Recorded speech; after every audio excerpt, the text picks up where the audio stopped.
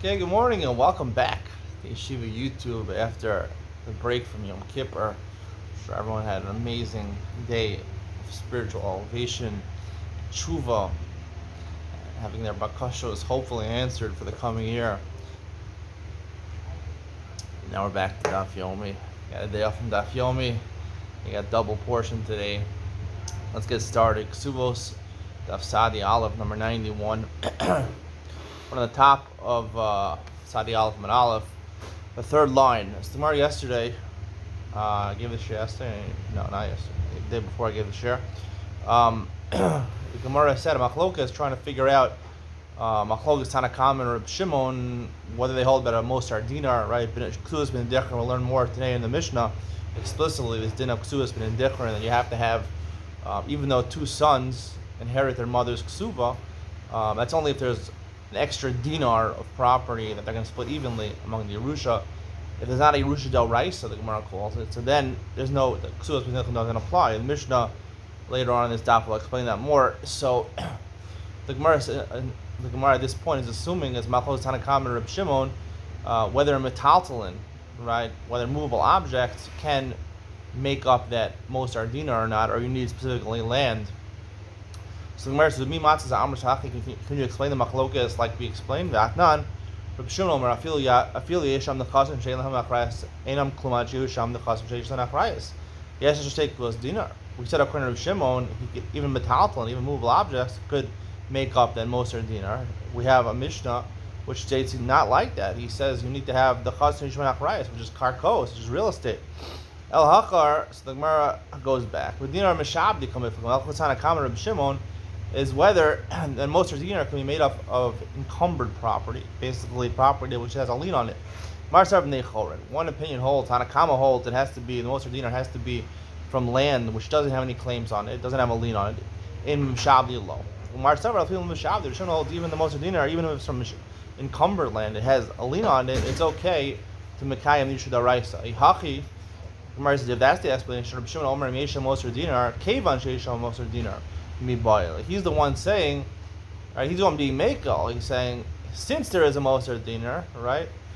Not im yesh mosham Mosar dinar, if there is. Kevan, since there is a Mosar dinar, akol panim, even though it has a lien on it, it should be sufficient.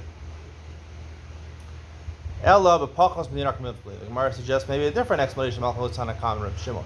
Mar sarva dinar and pachos b'dinar. Tanakama holds it has to be, the Mosar dinar has to be a full dinar. Mar sarva feel a dinar, even less than a dinar, as long as it's shavak ruta. We'll talk more about that in Ben Sion. Why a dinar? Dinar is not the smallest denomination of money according to Allah. Pruta is. Why a dinar? Whereas Reb Shimon dinar kamar. The Mishnah says Reb Shimon says a full dinar. How can be sure Reb Shimon says a less than a dinar? Maybe we'll switch it around. Reb Shimon only says you need a full dinar. Tanakama says even less than a dinar. Tanakama must say not be dinar kamar. We'll see later in the Mishnah. Tanakama holds. He says a full dinar also. Ella must be kihanach sherlishni kamai. It was like the explanation, the first two explanations, right? Reb Shimon and the Rabbanan argued about whether metaltalin is sufficient. Well, the second explanation of Machlokes is whether you need karkos, whether it has to be b'nei chor and has to not have a lien on it, or even if it has a lien on it, it's okay. And because we disprove that, the Eipach and switch it around. Reb Shimon's the one who's machmer. He needs to be b'nei chorin and he needs to be karkos. And the Rabbanan, the Tanakama, is more mekel. He says even if it's metaltalin, even if it's movable objects, or even if it's land and has a lien on it, that would be okay to constitute the Mosar dinar.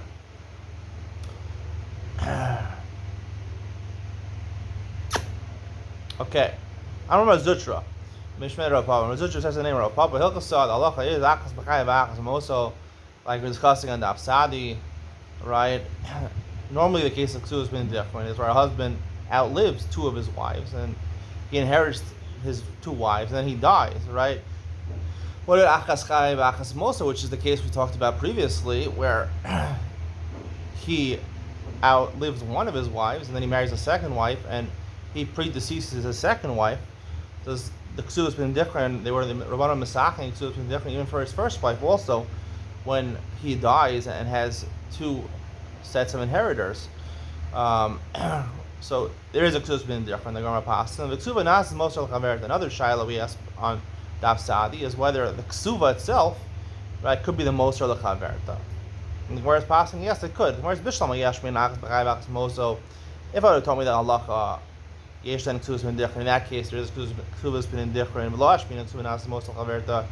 And I didn't tell you the second Allah. How about me? Ika Moser dinner. Lo. I wouldn't have understood it to be that a Kesuva, right, the Kesuva of the first sons, right, would be sufficient to be the Moser dinar.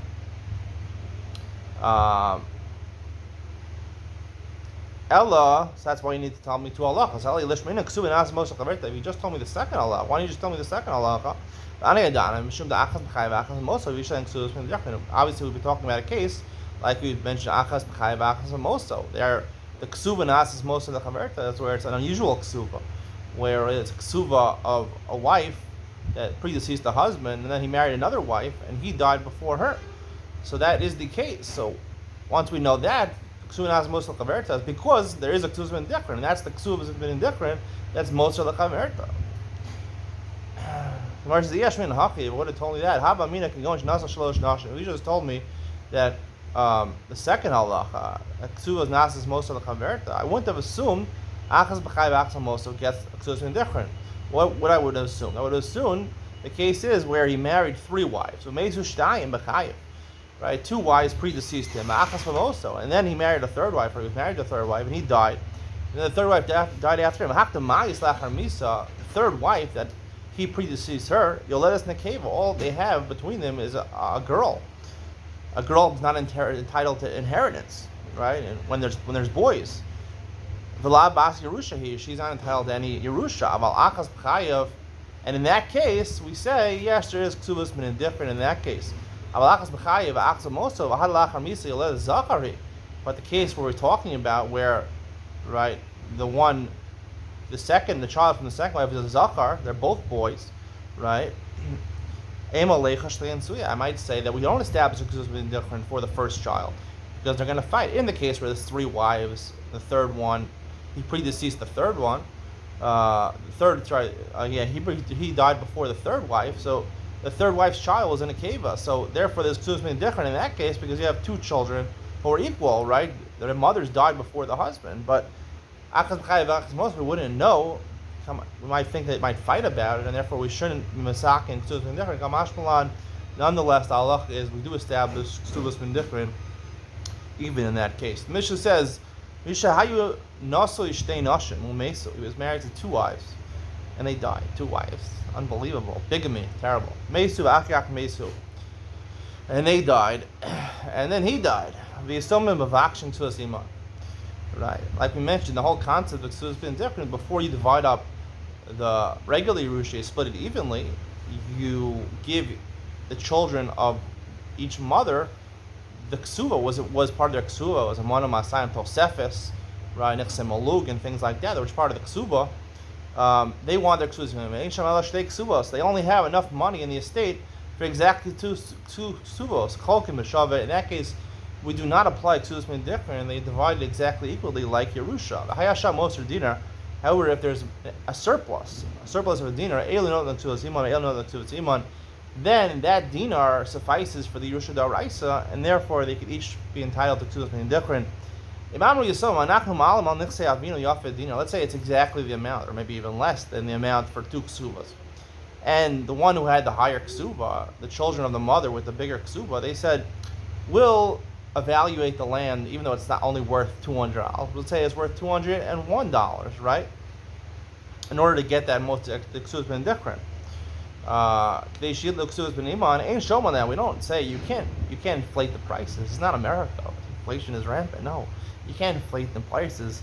Ain't showman that al shaman is al based in. We evaluated based on responsible people who are able to appraise a property, and whatever that appraisal is, that's how we view it. We can't say, oh, you subjectively view it as worth more. It's not. Now, we mentioned there has to be a moser dinar, a surplus of a dinar. Let's say the father was owed money, right? Baroy, enako moser, that's not treated like he has the property now. It cannot constitute a moser dinar. Even if he has movable objects, the surplus dinar has to be the Kesubos and the surplus dinar have to come from real estate. So he has to have enough real estate to pay off 2 Kesubos and a Moser dinar. Only then do we institute the concept of a Kesubos being different. The Gemara says, Tanarabana, Lazu El, Huzu Chamish, one mother, Chamish Meos, one mother had a Kesuba of $1,000, one had $500. And Yesha Moser dinar. If there's a surplus of a dinar, Elu knows Kesuba Siman, Elu knows Kesuba Siman. Imlo Yechlugu B'Shava, basically a redundant brisa. This is just repeating what it says in the Mishnah. If there's an extra dinar, a surplus dinar, then you apply Kesubos Siman different. If not, not. Pshita.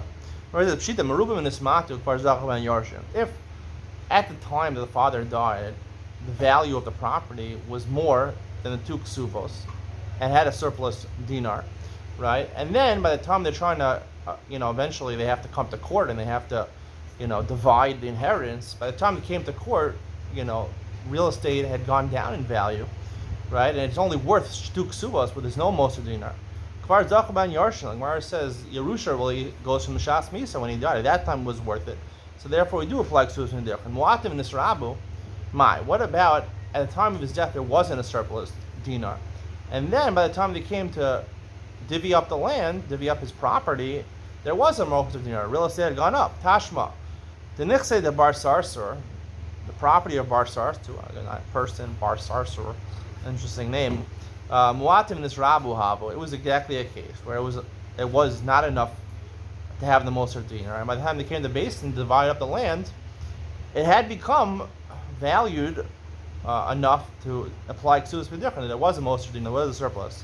Habo. Also the K'mei Rav Amar, they came from Rav Amar, Zilu Paisinu. He said to them basically, go to the people with the Kesuva. Kesuva's been indifferent who have the bigger Kesuva, right? Right, the people with the smaller Kesuva want to divide it up evenly. At the time of the death, there wasn't a Moser dinar. He says, go appease them, meaning either give them their bigger Kesuva, or pay them off a little money so they shouldn't have to demands on the bigger Kesuva. So basically, it applies. Excuse me, different apply in this case. They didn't listen to him. Amar lahu, if you don't go and appease them, I'm going to hit you with a thorn that doesn't emit blood. Basically, he'll put him in nidoy. He's very angry at them. So he sent them in front of Rav Nachman. Amar lahan kashem shruv nismatu. Top of Sadi Aleph and Beis. Zachu behen Yorshin. Just like in the first case, which was obvious to us, right? At the time of death, there was a Moser dinar, so Yerusha takes effect, and there is Kesubos ben different. Kach muatim nisrabu zachu behen Yorshin. Similarly, if the value went up by the time he divvied up the land, Zachu ben Yorshin. So what does it mean, Zachu ben Yorshin? According to Rashi and Rabbeinu Hananel, basically it means that Zachu ben Yorshin, we go always after Shas Misa, and since at the time of death there was no Moser dinar, so therefore you have to split the property evenly, right? And according to this, Rav Nachman will be overruling Rav Amram. It doesn't sound like that from the Gemara. Tosas offers a different shot. He says, this is the way I thought when I read the Gemara, is that in both cases, Zachu b'hen Yorshin, the Kesubos different will apply in both cases. But he was basically agreeing, he was backing up what Rav Amram said. Now, if everything goes after Shas Misa, so Rashi sort of makes sense, but Rav Amram did say what he said, and it sounds like Rav Nachman is backing up what Rav Amram said. So, is there an explanation? If Yerusha really goes with Shas Misa, so why is it that even when they divide up the land, there's a Moser dinar? Who cares? It wasn't a Moser dinar beforehand. I'm going to explain the concept of Yerusha. In English has been Sion, Yerusha Raisa. Why has to be Moser dinar? The concept of Yerusha Raisa. What is Yerusha? How does Yerusha work? In English has been Sion after the Shir. Who Gavra? There was a certain man, Dalmaski be Alpha Zuze, right? He owed money. He owed $1,000 to a guy. Habule Trey Apadni. He had 2 mansions. Mansions, I guess, were going for not so much money back then. Zavinu Chad b'chamish meya. But Chad b'chamish meya. The man, there was a lien on his property, right? He took out a loan, and he sold his 2 mansions. So the Balch, the creditor, came Tarfa l'chad minayu, that he had a lien on both of these mansions. So he collected one. Bahadar kataraf l'idach, he's going to collect the second one from seemingly the same person, bought both mansions. Shaka al bazuze. So the buyer didn't want to give up his mansion so quickly. He took $1,000. He went to the creditor. I'm like, Ishab yilach al bazuze L'chaye. If this first mansion that you already collected is worth $1,000 to you, so fine. So keep that one mansion and don't collect the second one. V'lo shakil alpha. If you want to maintain it, it's still worth 500. V'stalik. Sorry. V'lo shakil alpha v'stalik. Take $1,000. Well, you're only owed $1,000, so I'm going to pay off the whole for you. I like these mansions. I don't want to give you both mansions. So if you want one mansion, you can have one mansion. If you don't think it's worth $1,000, you don't want to appraise it at $1,000, then I'm giving you $1,000, and I'll keep both mansions for myself. Rabbi Barchama thought that's dinar Mishnah. Mamar Yisrael said already, we want to do our own appraisal. We'll say it's worth an extra dinar in order that Kesubos b'nichrin should apply, right? In that case, we don't listen to their appraisal. Here he's appraising this mansion, which is technically, according to the market, worth $500. He's saying it's $1,000, so we shouldn't listen to him. I'm like, Rav, me dummy. It's not comparable. Hasam is to say the liyasme. There, if we appraise it at not exactly the right value, so therefore the children with the lesser ksuva, they're losing out. Hacham yislay pseida. Here, no one's losing out. Alpa Yahiv, Alpa Shakil. If he doesn't want to go along with this appraisal, so he says, "I'm giving you the $1,000 that you're owed, and I'll keep both mansions." The worst of it, Tirva Bekama Kasvinan, right? When someone collects, right, from a lien, right? So now, when I collected this property, right, the buyer is going to have to go, right? He wants a document how much this person took it from, right? This buyer who bought the mansion. Right, it has to have a star how much this person, the creditor, took from him. The kama kasvina, how much do you write? Do we write 500 or 1,000? Ravina Amar Ba'alpa. Ravina says you write 1,000 because that's what he appraised it at. Ravina Amar B'cham he says 500. Hilchasa B'cham Mishmeya. The halacha is 500, which means, right, that technically the person who bought it, now he paid 1,000 for one mansion. He could still go back to the person, right, who sold him the property and collect another 500. A little less wealthy person, he only lent $100 out. He had two small portions of land. He bought it for Shemitah land, two small portions of land. One, he sold it for $50. Was a monopoly over here, $150. Asa Balchov Tarfa L'chad Minayu. The Balchov came and collected one of them. Hadar Asa V'Gatarf L'Idach. He was coming to collect the other piece of land. Shakal Me'azuze, similar almost exact same case, except the dollars are different. Shakal Me'azuze V'Kazer L'Gaveh. He took $100. He said to him, Amalei Ishav Yilach Me'azuze. If one piece of land is worth $100 to L'Chaye. So fine, to take one land and you're gone. V'lo Shakal Me'azuze V'Stalik. Then I'm giving you $100 to pay off the loan and get away and give me both pieces of land. We thought to say that's our mission. Right? The Yisomim inflate the price. We don't listen to them. Here also he's inflating the price. You shouldn't listen to them. You can't compare the two cases. There, if he inflates the price, Kesubos b'nichrin will kick in and he'll lose money. He's offering him $100. But tirfa b'kama kasvina, and like we asked before, how much to write the star tirfa, the star that he collected from this buyer, he collected on his lien. How much do we write that he collected? Ravina Amar B'Meir, Ravira Amar B'Cham, Shemilchasa B'Cham, Shemlacha is 50, like we said before. Who gaver davamaski be'meyazuze? And there was a creditor running after someone who he owed him $100. He had lent him $100. Shachiv, he died. Right, the person who borrowed the money. Shava Katina Da'ar, he had a small piece of land to have a Shavich Hamshin Zuzi. It was only worth $50.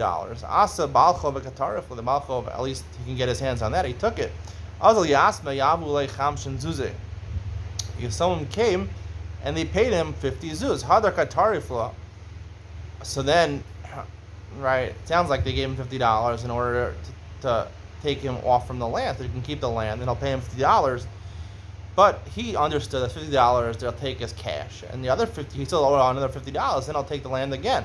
How the Qatari fly? He's trying to collect the land again to fulfill the $100 credit. The Kamei asked Kamei de Abaye. He came in front of Abaye. I'm gonna let mitzvah. He justified in taking the land. I'm gonna let Abaye mitzvah. He's someone to throw a chavavian. If there's no shiva, there's no lien on the land, so there's a mitzvah. There's still a mitzvah on the Yisomim to pay off the chovos of their father. Technically, they're not mechuyev in their father's chovos, but it's still a mitzvah. There's a mitzvah, lifra mitzvah, right? Priyas balchov mitzvah, to pay off a balchov is a mitzvah, so they inherit that mitzvah from their father. Hani kamai mitzvah avdisu, right? The money they gave him was just a mitzvah. Hashta ki tarif, b'dinka tarif. They did a mitzvah with it. They didn't have to do it. They did a nice mitzvah. Mitzvah is Isser Beheter. We'll talk more about this in Yud Ben Sion. Now he's doing a Dinei Mamanis. He's taking the land rightfully. V'lo Amron, we only said this halacha, Lo Amru le hani chimshin zuze da'ara katina.